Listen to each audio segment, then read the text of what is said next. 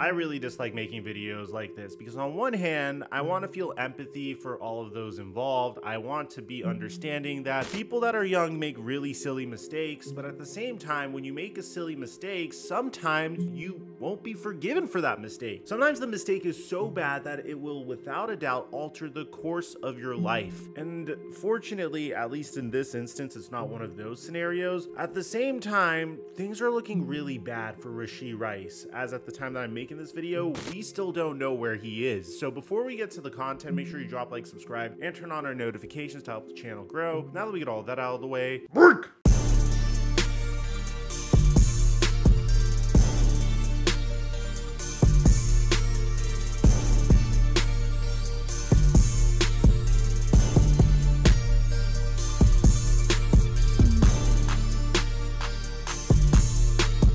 Mic check 1 2 1 2. What's going on, everybody? Happy Easter, everybody. The Kansas City Chiefs are no strangers to controversy. I mean, before the Super Bowl, Pat Mahomes Sr. was arrested, and even before that, last year, following the Kansas City Chiefs Super Bowl victory over the Philadelphia Eagles, you would see their young, emerging wide receiver one do some very strange things, like declaring war against the fans of his former team. Like, you remember when Kadarius Toney got into Twitter beef with Giants 366, who said Kadarius Toney just can't seem to let go of the fact that Joe Schoen didn't want him. He responds saying, "ID gaff about Joe or the Giants. Y'all spoke on me and I responded. Oh yeah, the comments don't make you tough, goofy." And it'll get even more bizarre with Kadarius Toney, as he was literally threatening fans on social media, asking some fans for an address so they can meet up and actually throw down. And probably my favorite clip of Kadarius Toney was the voice memos he's left for a particular Giants fan.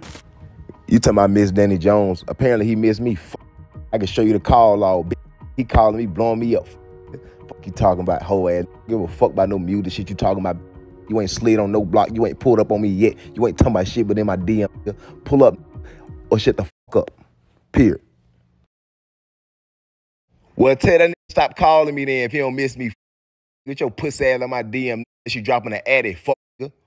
So obviously the Chiefs are no strangers to wide receivers that could get themselves into some trouble. And ultimately we figured out who Kadarius Toney was. He is a solid wide receiver, inconsistent as hell, drops passes at the worst times, and probably shouldn't be depended on as a wide receiver one. Is he a wide receiver two? Well, the jury's out on that. But the Kansas City Chiefs made a noticeable effort during the offseason to try to figure out who Patrick Mahomes' next wide receiver one is going to be. This past offseason, they pursued Marquise Hollywood Brown and signed him to a one-year prove-it deal. Pretty much the same contract that they gave Juju Smith-Schuster 2 years ago. But Marquise Hollywood Brown might be the Kansas City Chiefs' brand new wide receiver 2, as it seems like the Chiefs were able to find their wide receiver 1 in the second round of the 2023 NFL Draft this past year. Rashee Rice was a high upside wide receiver from SMU selected by the Chiefs this past year in the NFL Draft. And this is something that the Kansas City Chiefs have been doing regularly ever since they traded away Tyreek Hill. You see, once you have players like Patrick Mahomes and Chris Jones that you have to sign to these large lucrative contracts, obviously you're gonna have to make downgrades at other areas of your roster. So you don't have the luxury of paying Tyreek Hill $30 million a year annually and making him the highest paid wide receiver in the NFL, but that's okay because typically you don't win a Super Bowl by having the highest paid wide receiver in the NFL on your team. Tell me the last time a team won a Super Bowl with the highest paid wide receiver in the NFL on their team. I'll wait.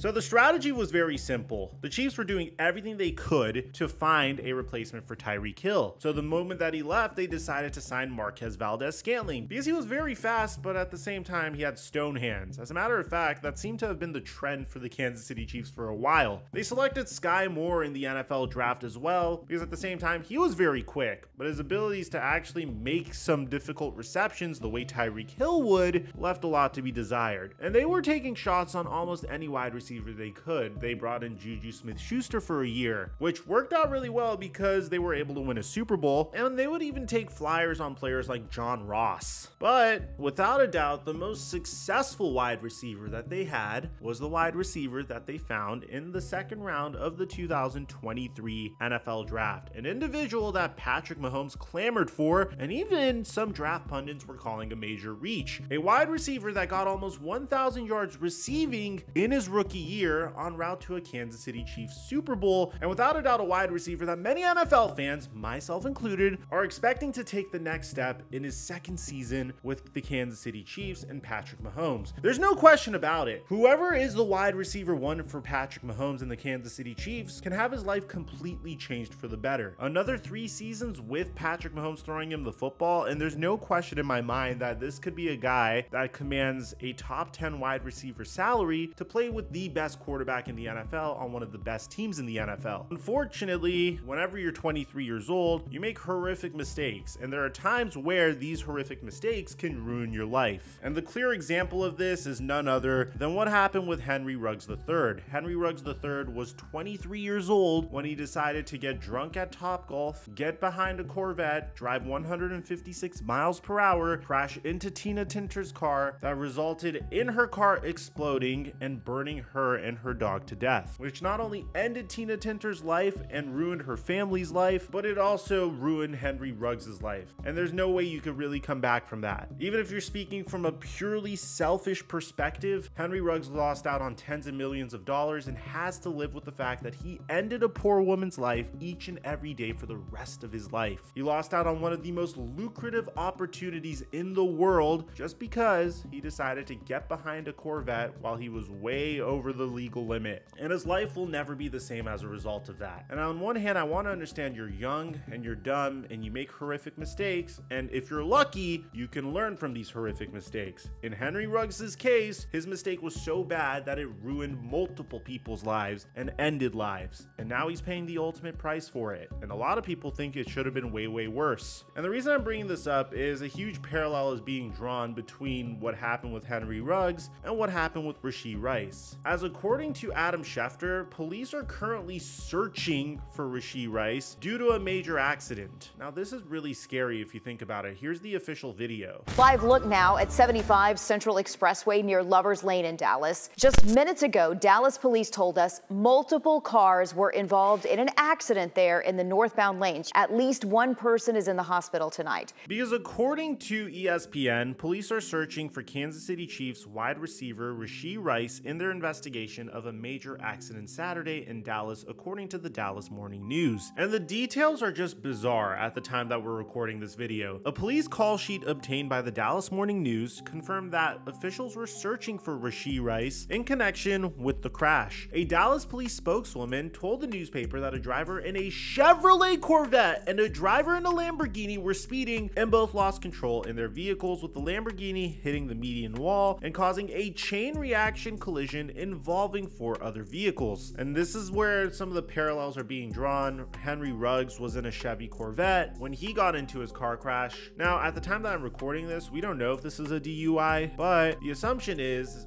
that these 2 vehicles, the Lamborghini and the Corvette, were racing one another, which is not a good look either. The police spokeswoman told the Morning News that occupants of the Lamborghini and the Corvette ran from the crash site. She said 4 people had minor injuries, including 2 who were taken to the hospital. If you take a look at the pictures as well, the story is very jarring. The pictures came to us via TMZ. So according to this, the car accident that cops say Rashee Rice's vehicle was involved in was a mess on the side of a freeway in Dallas, which you can see in the photos from the scene that TMZ obtained, including what we're told are some of the occupants beelining it out of there. And I think that's the worst look of all. I mean, getting into a car accident and then just running out of there, it's kind of an admission of guilt. Maybe you're trying to hide something after doing something very reckless also. I personally don't respect it, but as you could take a look at the pictures, you could obviously see how bad the damage was done. Not only do you see what it all looked like once first responders arrived, but eyewitnesses tell us these photos also capture some of the guys who were allegedly in the 2 cars involved in causing this mess, and you can see them casually leaving the scene. So there are 5 dudes specifically in question here, and we're told once the dust settled, they all popped out of the Corvette and the Lambo, both of which are alleged to have been speeding before things went south, and walked away along the side of the freeway.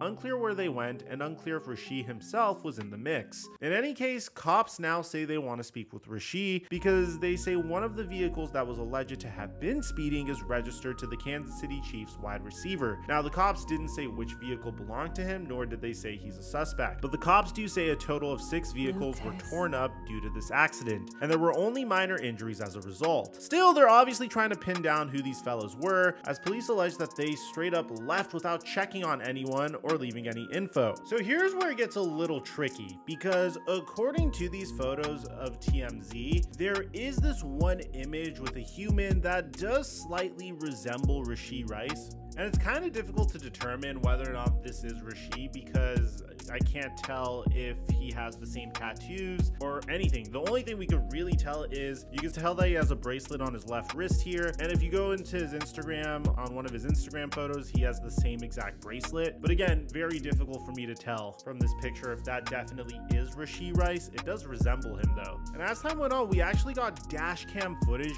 of this entire situation, so you could see how it all went down. And apparently this involved a mother and her 4-year-old child as well. And I think the craziest part about this is you could see this all go down in real time. And as it does go down in real time, the immediate reaction seems to be for those involved in the accident to get out of the car as soon as possible. And it seems like they're walking away from the scene immediately. Like, it's almost as if that was their immediate reaction, so to speak. So obviously it's a very tough situation for Rashee Rice, especially for it to have gone this long without us figuring out whether or not Rashee Rice was involved in the incident. At the end of the day, I'm just thankful that this wasn't any worse than what it could have been. I'm glad that no lives were lost. But at the same time, racing with a Corvette and a Lamborghini Urus is absolute insanity on the highway, especially because Corvettes are notorious for their poor handling. But you shouldn't be racing on the highway to begin with. I'm just happy that everyone's alive, and it could have been way worse, but at the same time, I can't really give my full judgment on the situation until we really find out what happened, whether Rashee was involved or whether his boys were just taking his vehicle out for a joyride. So let me know in the comment section down below what you guys think about all this, man. Aside from that, I'm your boy Mike. I'm dropping our mic until our next upload.